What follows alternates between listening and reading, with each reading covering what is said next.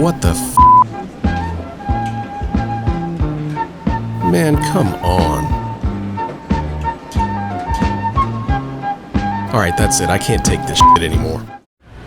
Can't stand the city. Can't stand these shitty fucking flea markets. We gotta go. Let's get out of here and go somewhere interesting. Come on.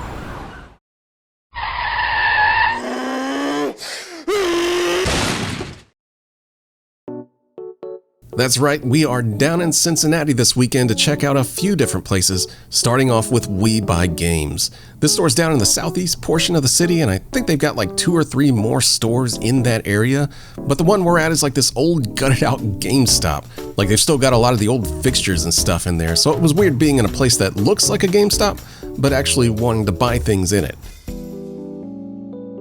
Most of the store's your typical walls filled with Xbox 360, Switch, and PlayStation 4 games that you usually see in these places, but they do have a fairly large selection of rare stuff behind the glass cases, like this awesome Millennium Edition Nintendo 64 controller.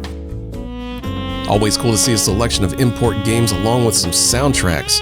I used to be huge into collecting import game soundtracks back in the 90s, but that scene's sadly mostly dried up thanks, of course, to the internet.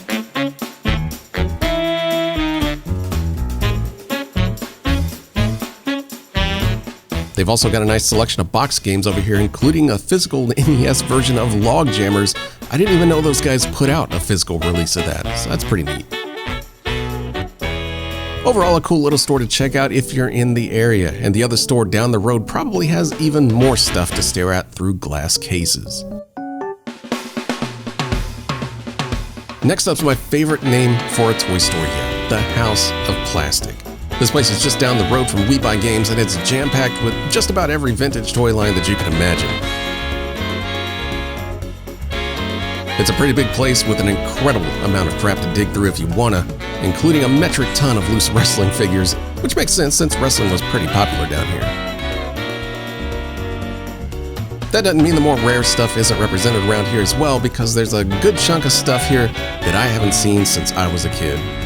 Like check out this old Dragon MK1 boat from the Mortal Kombat Cross G.I. Joe thing that was happening for a while. Also this old Cobra bunker, which I still have sitting in a box upstairs in my house somewhere. And seeing these old Jurassic Park toys nearly brought a tear to my eye. Along with these old toys from the animated Joe Cops from back in the 80s, which I'd completely forgot existed.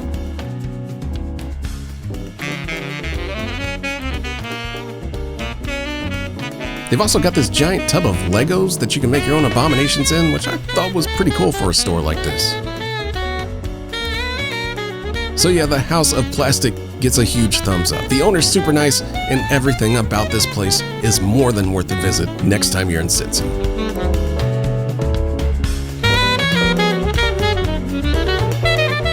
And finally, we've got the toy department. And to say this place is massive would be an understatement. We definitely weren't prepared for what we walked into, and it was a bit overwhelming to even know where to start. They do have a small game section here with some fun stuff like Mega Man Legends 2 and Shining Force, but obviously that's not the focus here. Not at all. So you know those glass cases that a lot of these stores will have maybe like 1 or 2 of? Well, this place is literally lined around most of the store with them. In fact, it's so much to take in that half the time I wasn't even sure what footage I was getting, because I generally try to do this stuff before the stores get crowded. So it was just me rapidly moving from one area to the next, trying to get as much footage as possible because there's just so much. So most of this stuff I'm just now noticing, like that insane Transformers display and all the random stuff that's sitting in these cases, like a full set of carded Tailspin figures, and right next to that's just a bunch of carded Dick Tracy figures hanging out.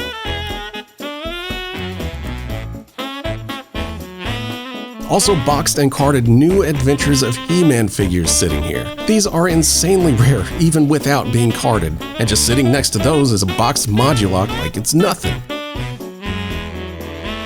Seeing this Silverhawks stuff blew me away, because it's almost impossible to find classic Silverhawks figures, let alone their damn Squidmobile, in the box. Alright guys, look, I'm just gonna shut up till the end of this video and let you check this stuff out, because there's no way I can do it justice myself. So I'll be back in a sec.